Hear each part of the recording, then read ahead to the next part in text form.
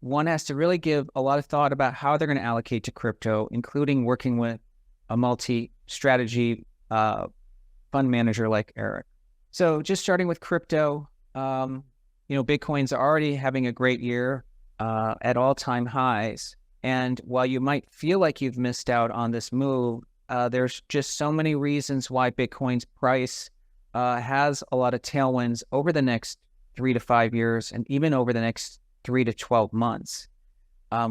Foremost is the introduction of the spot ETF, which is for the first time really opening up to a much broader audience and a much larger pool of assets to acquire Bitcoin.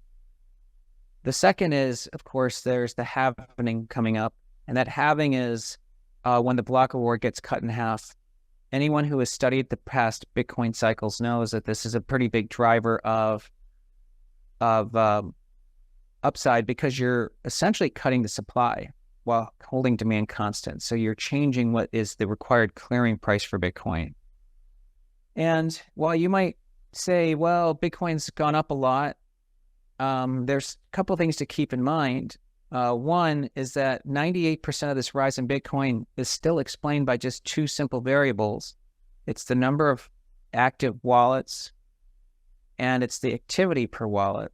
That's basically the two-factor model we introduced in 2017, and it still explains roughly 97% of the move in Bitcoin. Today, there's, 150 million active wallets. There's 3.8 billion bank accounts in the world. So will Bitcoin's 150 represent the ceiling for the number of wallets? I don't think so. You might ask yourself, well, you still don't understand how Bitcoin works. It's understandable. It's a new concept, but you have to be mindful of a couple things. Number one, the price has been explained 97% of the move by just two variables, and those variables are going up. So if they're going to keep going up, the price of Bitcoin will go up. I think that's just the simple math. But secondly, do you really understand how everything works? Do you really understand how aerodynamics work when you get into a plane, but you trust getting onto that plane? And I'm not sure everyone understands how combustion engine works or electric motors, but they still drive cars. So I think that type of skepticism is going to be non-constructive if you're just trying to participate in an asset class.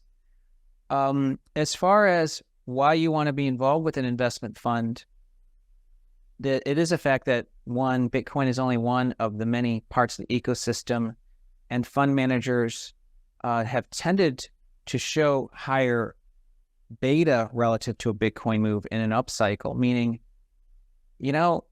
you might want to have exposure, but do you want to take the time to become the expert on either alts or exchanges and how to store your coins and many things that are involved with becoming involved in crypto, or do you want to work with a fund manager? Crypto prices in the green today, despite hot inflation data released yesterday, which pushed the market's expectations for rate cuts to September.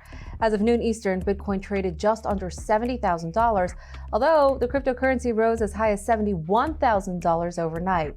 Ether rose slightly to the $3,500 level, and Solana jumped more than 3% to $173.